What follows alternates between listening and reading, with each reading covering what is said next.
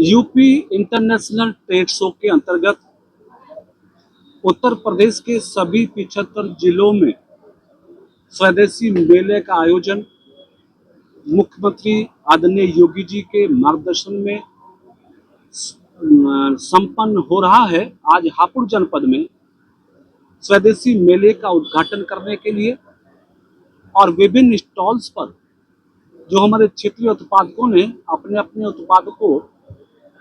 जनता के बीच समर्पित करने के लिए, विक्रय करने के लिए लगाए हैं, उनका निरीक्षण करने के लिए देश और प्रदेश सरकार का भाव क्या है, Uttar Pradesh international trade show के बारे में जनता जनार्दन को उसकी जानकारी देने के लिए आज हापुड़ में आगमन हुआ। खुशी की बात है कि आज हजारों हापुड़ जनपद के वासी स्वदेशी मेले में सम्मिलित होकर प्रधानमंत्री नरेंद्र मोदी जी के उद्घोष को, जो उन्होंने स्वदेशी अपनाने के लिए किया था, उसका समर्थन हुआ।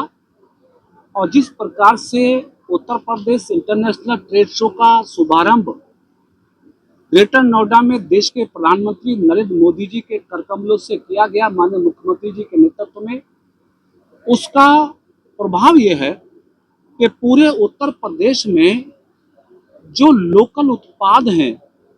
उसके प्रति लोगों का रुझान बढ़ा है, बायर्स का रुझान बढ़ा है। लोगों ने ये महसूस किया है कि प्रदेश, देश और जनपद में पैदा होने वाली तमाम वो चीजें जो उनके उपयोग में आने वाली हैं, यदि उन्हीं को फोकस किया जाए तो उससे हमारे देश की अर्थव्यवस्था भी मजबूत होगी, उत्पादक भी संपन्न होंगे और हमारे जो खरीदार हैं उनको भी आसानी से कम रेटों में उन्हें अपने पसंद की चीज मिल पाएगी। तो केंद्र और प्रदेश सरकार का भाव लोकल फॉर वोकल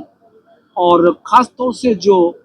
क्षेत्रीय स्तर पर पैदा होने वाली चीजें हैं, बनने वाली चीजें, जैसे पलखवा में कपड़े का बड़ा कारोबार है, गढ़मुक्तेश्वर में मूढ़े का बड़ा कारोबार है, हापुड़ में गुड़ मंडी, चीनी मंडी जैसे बहुत सारे, चमड़ा उद्योग, तो बहुत सारे ऐसे उद्योग हमारे हापुड़ जनपद में हैं जिनको सरकार नेशनल इंटरनेशनल लेवल पर प्रमोट करना चाहती है, ताकि देश दुनिया के लोग हमारे प्रोडक्ट को खरीदें, ताकि हमारे प्रदेश की, देश की अर्थव्यवस्था भी मजबूत हो और जो हमारा उत्पादक है उसको भी उसका लाभ मिल सके। इन सब बातों के लिए आज हापुड़ में आगमन हुआ। जीडीपी में संशोधन हुआ है, उसका देश की अर्थव्यवस्था क्या फर्क पड़ेगा? इसमें जीएसटी बोलना, जीएसटी रिफॉर्म के माध्यम से देश के प्रधानमंत्री नरेंद्र मोदी जी ने भारत की उस बड़ी जनता को, जो वीकर सेक्शन है, मध्यम वर्गीय लोग हैं, न्यू मध्यम वर्गीय लोग हैं, उनके रसोई में, उनके घर में, उनके उपयोग में आने वाली तमाम वस्तुओं पर जीएसटी के कर को कम कर दिया है, जिसका असर यह है कि पूरे देश में लोग अपनी पसंद, अपनी जरूरत का सामान खरीदने के लिए बाजारों में हैं। रनिंग में लिक्विड जो हमारी इकोनॉमी है वो तेजी के साथ चल रही है,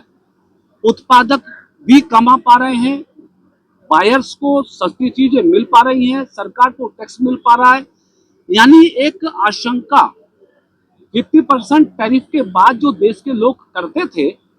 कि अब कैसे हमारा देश इस 50% टैरिफ से पार पाएगा, तो प्रधानमंत्री जी ने जीएसटी रिफॉर्म के माध्यम से 4 स्लैबों में से 2 स्लैब को लगभग समाप्त करके देश की जनता को बहुत राहत दी है। यानी दीपावली को खुशी उत्साह से मनाने का प्रयास सरकार की ओर से हुआ, जिसका असर, जिसका प्रभाव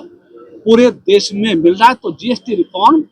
भारत की इकोनॉमी के लिए, भारत के गरीबों के लिए, मध्यम वर्गियों के लिए, न्यू मध्यम वर्गों के लिए बहुत बड़ा उत्सव का माहौल लेकर आया है। नहीं, अब आजम खां किस पार्टी में जाएंगे ये फैसला भारतीय जनता पार्टी थोड़ा ही करेगी, ये तो उनको करना है। बहन जी किसको पार्टी में लेगी ये फैसला उनको करना है, लेकिन उत्तर प्रदेश की जनता ने ये तो फैसला कर रखा है कि जैसे 8.5 सालों में योगी जी ने डबल इंजन की सरकार के माध्यम से उत्तर प्रदेश की अर्थव्यवस्था को देश की सेकेंड लार्जेस्ट अर्थव्यवस्था बनाने में कामयाबी हासिल की है, एक्सप्रेसवे, एयरपोर्ट बनाने में सफलता हासिल की है, रोजगार, किसान, मजदूर को राहत देने की कोशिश की है, प्रदेश की 25 करोड़ जनता को अपना परिवार मान के उनके सुख दुखों में शामिल हुए हैं, तो ये तय है कि 2027 में फिर से भाजपा एनडीए यानी योगी जी की सरकार बनेगी। आजम खान के बाहर आने से, बसपा सभा में जाने से अब प्रदेश की जनता को कोई फर्क इसलिए नहीं पड़ता तो लोगों ने देखा है आजम खान साहब की सरकार का तांडव लोगों ने भुगता है। 5 साल में 700 दंगे, कौन भूला है दंगों को। इसलिए सपा हो, बसपा हो, आजम खान साहब हो, अब ये आउट ऑफ डेट लीडरशिप है। अब इनसे कुछ भी प्रदेश का भला होने वाला नहीं है। आजम खान ने जेल से रिहाई के बाद कहा मेरा उत्पीड़न किया गया जेल में। जेल में पूजा थोड़ा ही होती है, जेल कोई घर थोड़ा ही है, जेल कोई होटल थोड़ा ही है। जेल के नियम है, जो जेल में नियम के हिसाब से होता है वो सबके साथ होगा, उसमें क्या।